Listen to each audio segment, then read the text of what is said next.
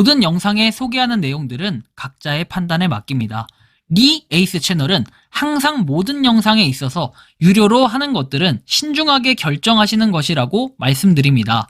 아울러 무료로 하는 것들 역시 각자의 판단으로 선택해서 결정하시는 점이라는 것을 강조드립니다. 안녕하세요, 리 에이스입니다. 자, 여러분들 이번 시간은 파이코인, 한 해외 파이오니어의 날카로운 지적에 대해서 살펴볼 겁니다. 진짜 맞는 말만 하는데 이것만 여러분들이 보셔도 이 사람 뭔가 끼어있네? 라는 생각이 들 거예요. 코어 팀에서는 이런 걸 보고 배워야 되지 않을까? 저 개인적으로 좀 이렇게 생각을 하고 있는데요. 영상을 한번 끝까지 보시면서 어떤 내용이 있었나 살펴보는 그러한 시간을 가져보도록 하겠습니다. 자, 일단 이 내용들을 좀 살펴봐야 되는데 이렇게 내용이 나와 있어요. 커뮤니티 질문인가요? 니콜라스 박사님의 답변이 필요하신가요? 첫 번째부터 한번 분석을 해봅시다. 2021년부터 현재까지 유틸리티 개발자들은 메인넷 애플리케이션을 100개 가까이 보유하고 있으며 메인넷을 준비 중인가요? 사실 본인들이 선언할 때 100개라고 외쳤지만 여러분들이 그 D앱 화면에 가셔가지고 실질적으로 작동되고 있는 D앱, 그러니까 지금 우리가 AI 생성되기 전을 얘기하는 거예요. AI라는 이 프로세스 전에 그 당시에 굴러가는 D앱이 100개가 있는지 그걸 한번 보시면 어느 정도 좀 느낌이 올 거예요. 그리고 두 번째, 커뮤니티가 노드가 대량 선택되는 시기가 언제냐라고 얘기를 하는데 그 노드 어떻게 될까요? 대량 선택되는 시기? 다도 몰라요. 이거 코어팀이 지금 하고 있는 게 맞나요? 그래서 채택돼서 시작이 본격적으로 되는 게 맞냐? 전 이게 약간 퀘스천 마크긴 한데 뭐 본인들 말로는 노드를 갖다가 순위를 매겨서 하는 이런 시스템은 있는 것 같아요. 확인해보니. 그죠? 그리고 코드가 완전히 오픈소스로 공개되는 건 언제인가요? 이거를 9월달에 왠지 답변을 하겠다라는 게 이런 내용인 것 같아요. 디안계 트위터에 가보면 이 오픈소스에 대한 답변은 9월 중에 하겠다라고 내용이 나오듯이 그 9월에 오픈소스라는 건 과연 어떤 걸 의미하는 걸지, 우리가 스테이킹이라는 개념은 예치라는 개념으로 해서 쓰는데 코어팀에서는 이 예치가 아닌 그냥 그 순위를 올리는데, 그리고 스테이커들한테 어떤 이득도 취하지 않는 거, 오히려 수수료만 빠져나가는 이런 구조로 되어 있잖아요.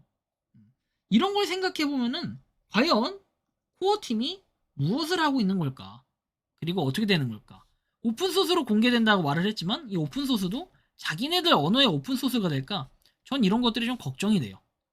자, 그 다음에 파이코어 팀은 언제 노드 프로토콜, 이 프로토콜을 업데이트해서 스마트 계약 애플리케이션인 디파이 NFT를 출시할 계획이 있냐? 이게 이제 컨트랙트잖아요. 컨트랙트. 우리가 이 컨트랙트 주소가 없다 보니까 웹3에 어떤 다른 이 플랫폼들하고도 연결이 안 된다는 거예요. 예를 들면 여러분들 만약에 이 메타마스크 지갑이라든지, 우리 메타마스크 있죠? 요런 지갑의 추가가 왜 안 되는지 여러분들 알고 계세요? 저런 메타마스크 지갑에 추가를 하려면 여러분들이 컨트랙트, 이 계약 주소를 입력하게 돼 있어요. 보시면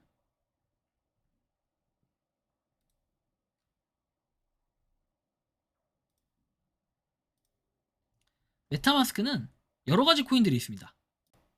쭉 내려보면 다양한 코인들이 있는데 이런 코인들을 여러분들이 추가할 때는 네트워크를 추가하는 것도 있지만 코인, 토큰을 추가하는 것도 있어요. 뭐 NFT부터 해서 이런 걸 연결하려면 어떻게 해야 돼요? 뭔가 새로운 게 있어야 돼요. 근데 그런 새로운 거를 추가를 하려면 컨트랙트 주소가 있어야 돼요. 계약 주소. 이 계약 주소가 있어야 추가도 되고 거기에다 이제 막 번호, 일련 뭐 이런 거 쓰잖아요.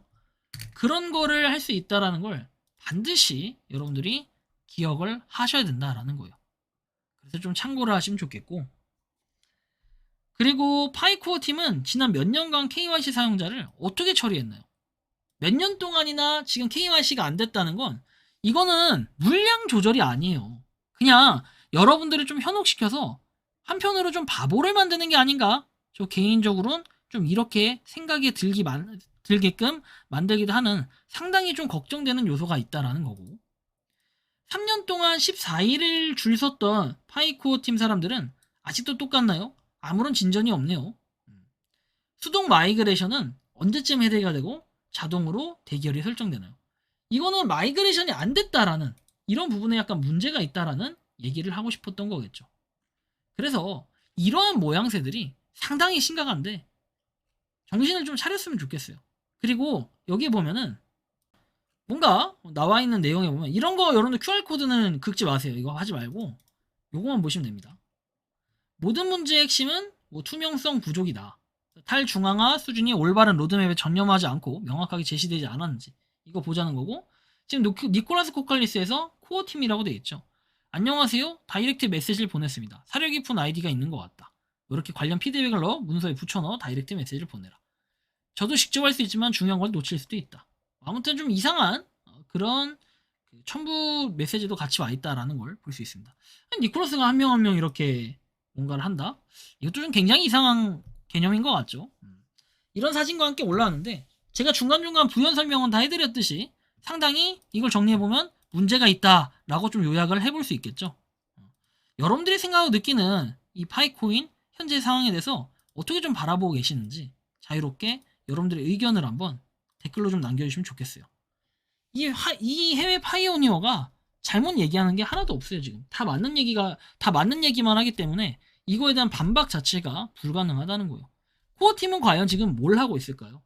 그래놓고 맨 쓸데없는 도메인이나 늘려놓고 실제로 도메인 참여한 사람 저조하니까 이제 9월에서 또 12월로 늘리는 건 아닌가? 전 한편으로 좀 이런 걱정이 많이 됩니다. 왜? 12월로 이렇게 가다 보면은 이거 상당히 좀 문제가 커질 것 같아요. 신뢰도에 대한 차이, 그리고 이 신뢰도가 바닥이 나진 않을까, 이런 우려스러운 부분들이 상당히 있다라고 좀 말씀을 드릴 수 있을 것 같습니다. 그래서 좀 고민도 많이 되고 걱정도 많이 되는 이런 단계라고 볼 수 있는데, 여러분들이 생각을 느끼는 파이코인의 현 상태에 대해서 어떻게 좀 바라보고 느끼시는지 자유롭게 여러분들의 의견을 한번 댓글로 남겨주시면 좋겠다라는 말씀을 드리며 이번 영상은 여기서 마치는 걸로 하겠습니다.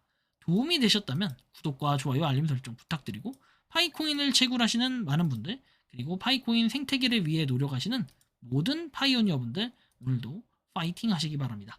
리에이스였습니다. 감사합니다.